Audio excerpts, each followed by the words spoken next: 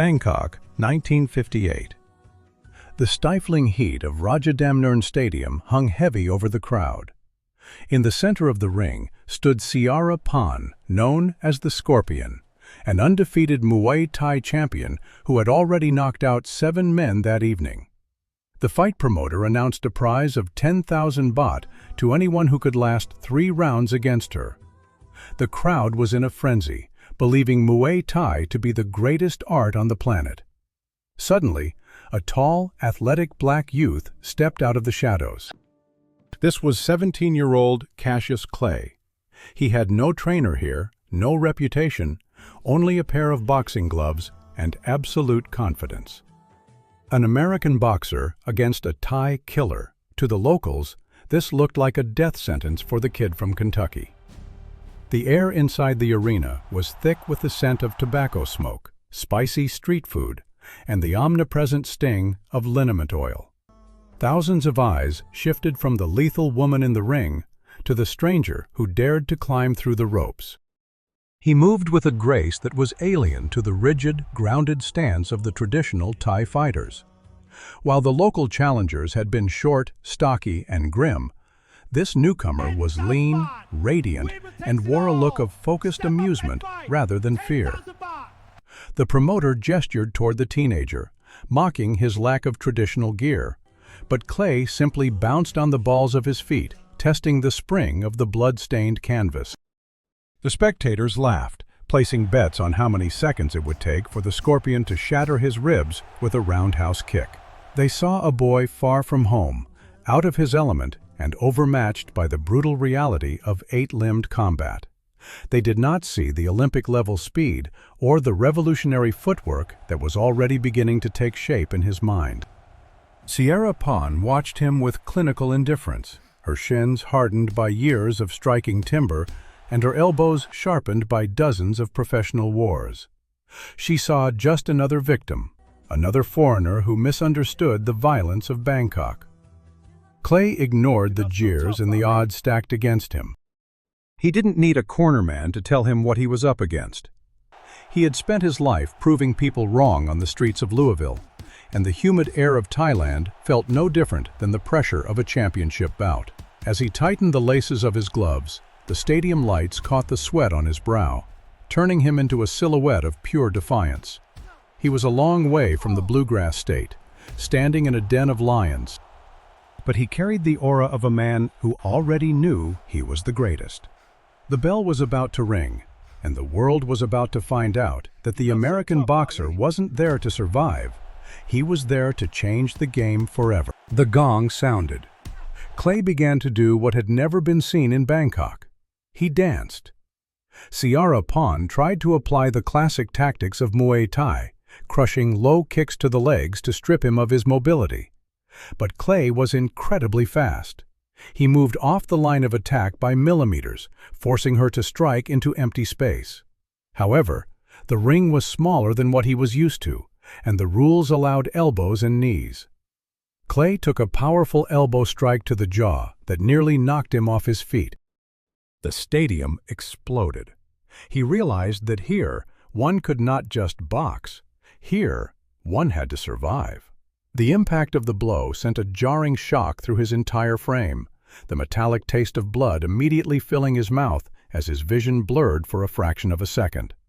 The roar of the Thai crowd was deafening, a wall of sound celebrating the first sign of his vulnerability. Siara did not hesitate, sensing the opening and pressing forward with a relentless barrage of strikes that utilized every limb as a weapon. She threw a high roundhouse kick aimed at his temple, but Clay leaned back just enough to feel the wind of the shin bone pass his nose.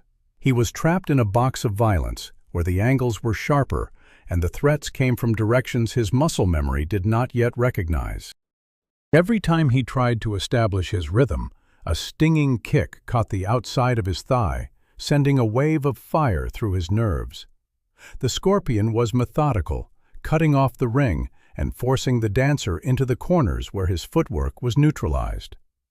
Clay felt the ropes against his back, a cold realization sinking in that the vast distances of a boxing ring were a luxury he no longer possessed. He had to adapt his defense, tucking his chin deeper and raising his guard to protect against the rising knees that threatened to shatter his ribs. The heat was an enemy of its own, thick and suffocating, making every breath a labor as he circled away from her power side. He watched her eyes, searching for the telltale flicker of intent before she launched her next assault.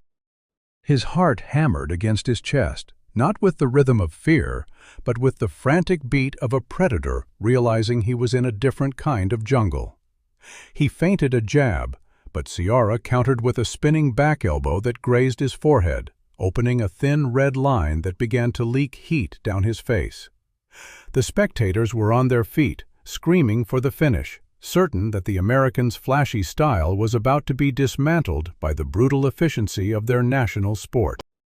Clay adjusted his stance, narrowing his base and keeping his hands higher than usual, his mind working at lightning speed to decode the timing of her kicks.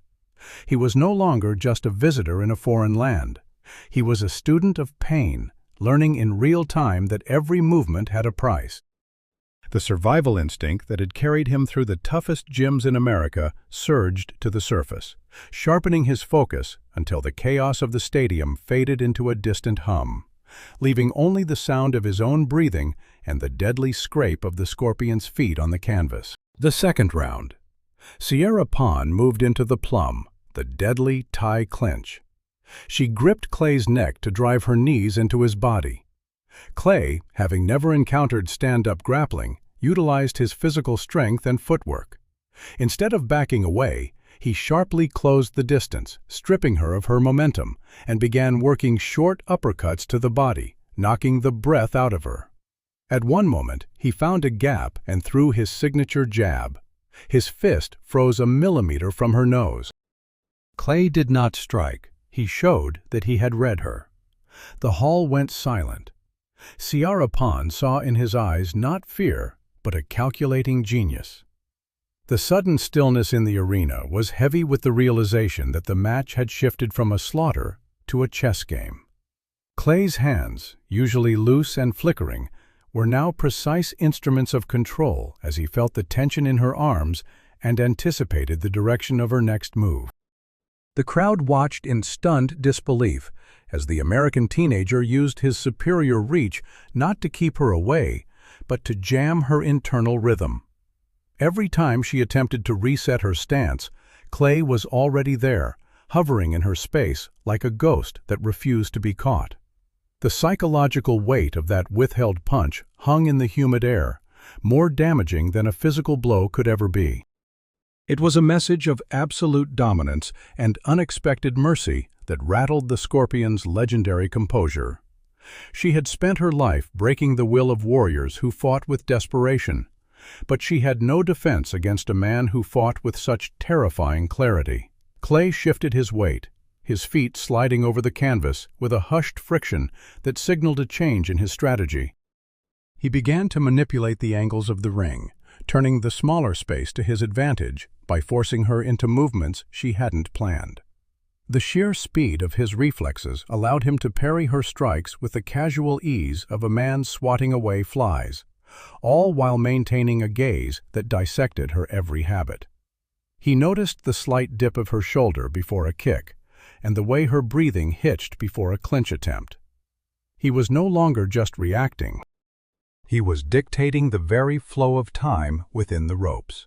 The trainers in the front row leaned forward, their faces etched with a mixture of confusion and awe as they witnessed a boxing prodigy deconstruct a national champion's entire system in a matter of minutes.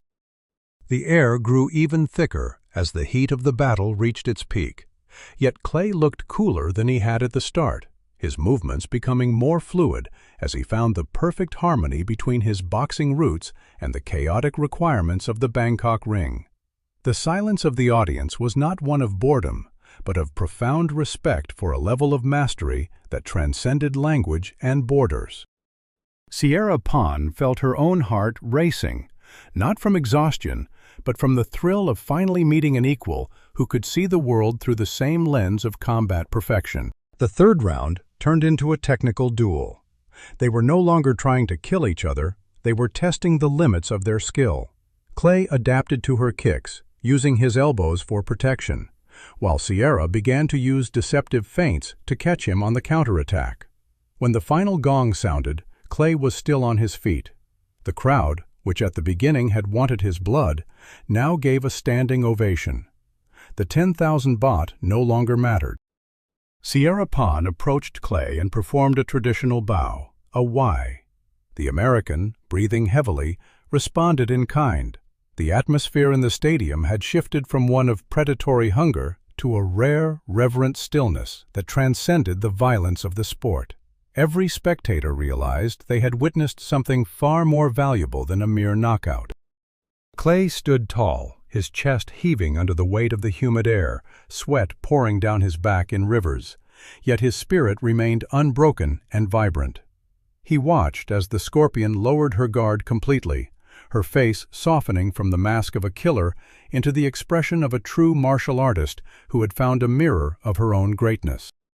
The thousands of voices that had previously screamed for his destruction were now chanting in a rhythm of shared admiration, acknowledging the foreign boy who had survived the fire of the most dangerous ring in Asia. Clay felt the stinging pain in his ribs and the dull throb in his jaw, but these sensations were secondary to the profound sense of connection he felt with the woman standing before him. They had communicated through the language of bone and muscle, a dialogue that required no translation and left no room for lies. The money offered by the promoters sat forgotten in a metal box, rendered insignificant by the exchange of energy that had just occurred on the blood-stained canvas. Clay looked around the arena, seeing the scarred faces of old trainers and the wide eyes of young fighters, all of them united by the realization that boxing and Muay Thai were not enemies, but different paths to the same mountain peak. The American teenager had come to Bangkok to prove his worth to the world, but he had discovered something deeper, a brotherhood of warriors that spanned the globe. As he stood there, returning the bow with a sincerity that surprised even himself, he realized that his journey was no longer just about becoming a champion, but about absorbing every lesson the world had to offer. The sweat on his brow felt like a baptism into a new world of combat, one where respect was the ultimate currency and every bruise was a mark of growth. The lights of Rajadamnern Stadium seemed to shine brighter in that moment, illuminating a path that led far beyond the borders of Kentucky or the streets of Bangkok, into the timeless history of legends. After the fight, Clay did not leave Bangkok immediately.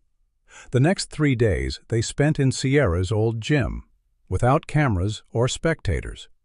She taught him elbow work and defense against kicks, skills that would later make his heavyweight defense practically impenetrable. He taught her his unique footwork and the psychology of intimidating an opponent. In 1958 in Bangkok, the world saw the birth of a style that would later be called the greatest. Muhammad Ali left Thailand, taking with him not only money, but the secrets of the East that would change the history of boxing forever. The gym was a sanctuary of peeling paint and rusted corrugated iron, tucked away in a labyrinthine alley with a smell of jasmine incense mingled with the salt of old sweat. Away from the roar of the stadium, their exchange became a silent, rhythmic ritual of motion and countermotion. Siara demonstrated how to turn the hip into a blade, showing Clay how a short, diagonal elbow could parry a heavy punch and slash an opening simultaneously. She guided his forearms into the proper cross-block positions, teaching the American how to check low kicks with the shin rather than absorbing the impact with soft muscle. Clay soaked up the geometry of Thai striking, realizing that his boxing guard could be adapted into a cage of bone and leather. In return, the Kentucky native transformed the dusty floor into a stage of perpetual motion. He showed the Scorpion how to glide on the balls of her feet, using the Ali shuffle not just as a flourish, but as a tool to disrupt a fighter's depth perception. He whispered through movement the art of the psychological war, how a dropped hand, a mocking smile, or a sudden burst of speed could shatter a rival's confidence before the first punch was ever landed. As they sparred in the dim afternoon light, the boundaries between their disciplines dissolved. Clay's boxing became more versatile, gaining the structural toughness of the East, while Siara's Muay Thai gained the elusive, lightning-fast fluidity of the West. By the final evening, the young man stood at the edge of the Chao Phraya River, looking out at the city that had tested his soul. He was no longer just a talented amateur from Louisville. He was a global warrior who had integrated the brutality of the jungle into the science of the ring. When he finally boarded his flight, he carried a notebook filled with mental sketches of Thai clinches and a heart hardened by the respect of a master. The world would soon see a man who danced like a butterfly but possessed the hidden, stinging defense of a scorpion, a fusion born in the heat of a forgotten Bangkok gym that would eventually crown him as the greatest of all time.